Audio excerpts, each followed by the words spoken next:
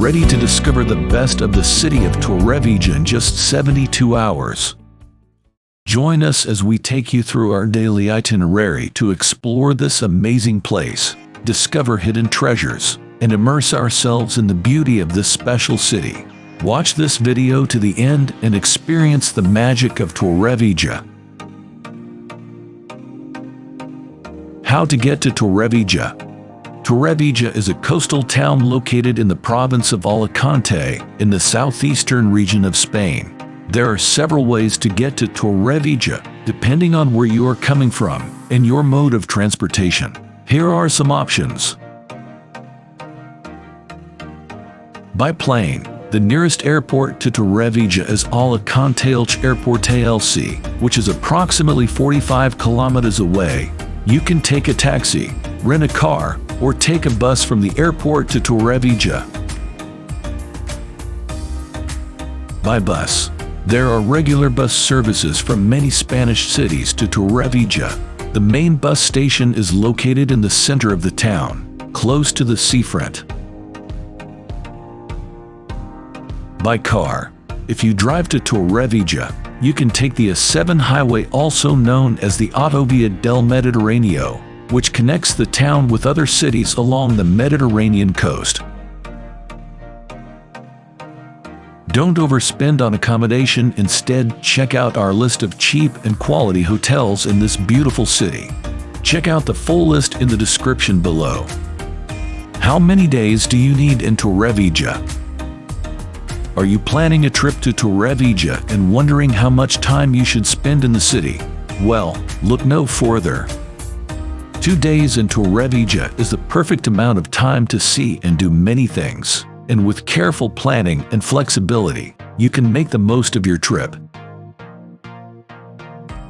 The perfect weekend trip to Torrevieja. Are you planning a weekend trip to Torrevieja and wondering how to make the most of your time there?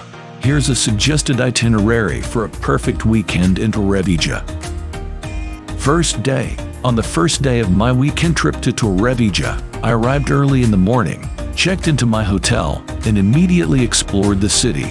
Torrevieja is famous for its beautiful beaches, clear waters, and pleasant climate, making it the perfect destination for a dream vacation away from the hustle and bustle of the city.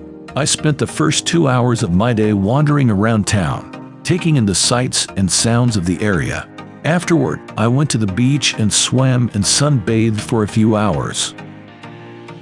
As the morning progressed, I decided to visit the Salt Museum. This museum is dedicated to the history of salt production in the region and is open from 9 a.m. to 3 p.m., Monday through Friday. The Salt Museum was a fascinating and informative experience for me. I learned about the traditional methods of harvesting salt from the salt flats and the importance of the salt industry to the local economy.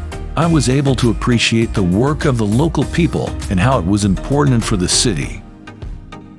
After I went to Lagunas de la Mata White Torrevieja Natural Park. This beautiful park is home to various bird species and is an important stop for migratory birds.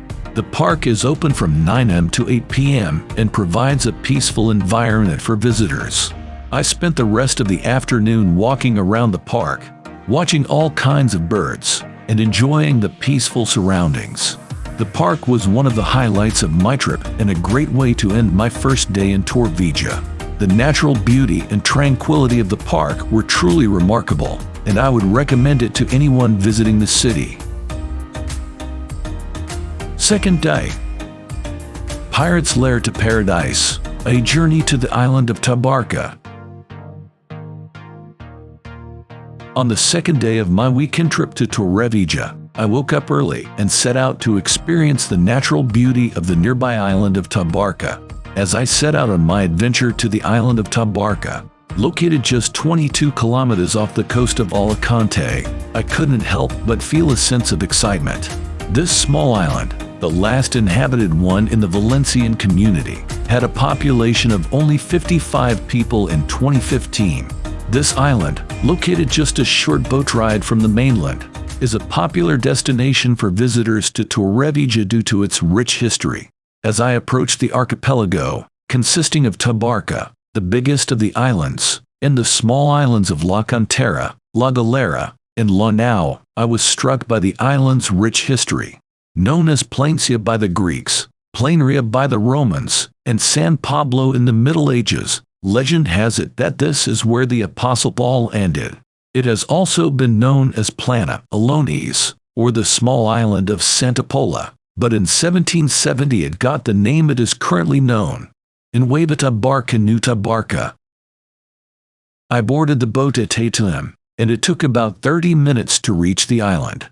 As soon as I arrived, I was struck by the island's natural beauty. The crystal clear waters were a bright turquoise blue, and the island's rocky coastline was dotted with small coves and beaches. The island of Tabarca is the only marine reserve in Spain, and it has a rich biodiversity that makes it an ideal place for swimming, snorkeling, and diving. As I explored the island, I learned that its coasts were once a refuge for Berber pirates. In the 18th century, the island was fortified by order of Carlos II, and a village for a few fishermen families from Genoa was established. The families were captives in the Tunisian city of Tabarca, where the island got its name. I spent the day swimming and snorkeling in the clear waters. The water was perfect and warm, with an average temperature of 20 degrees Celsius during summertime. I saw various fish and sea life, including colorful reef fish, octopus, and even a sea turtle. The crystal clear waters made it easy to see everything beneath the surface.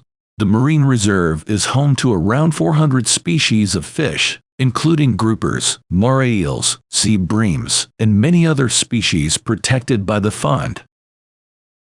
Getting to the island of Tabarca was a breeze. You can get there by boat from Alicante, Santa Pola, Garda Mar del Segura, and Benidorm. I rented a car with a company in Alicante, and they offered trips to Tabarca by boat from Monday through Sunday. As for my visit, the trip cost $19 and took approximately 15 minutes. It was an incredible experience, and I highly recommend visiting Tabarca if you ever have the chance. It was a perfect way to end my weekend trip to Torrevieja. I felt so relaxed and refreshed when I returned to the mainland. Get ready for a new adventure every week as I take you to one of the most beautiful cities in the world. My next destination is a must-see, and you don't want to miss it. Join me on this journey and discover the hidden gems and unique experiences. Don't miss out on my interesting videos. Hit the subscribe button now to be the first to join me on my next trip.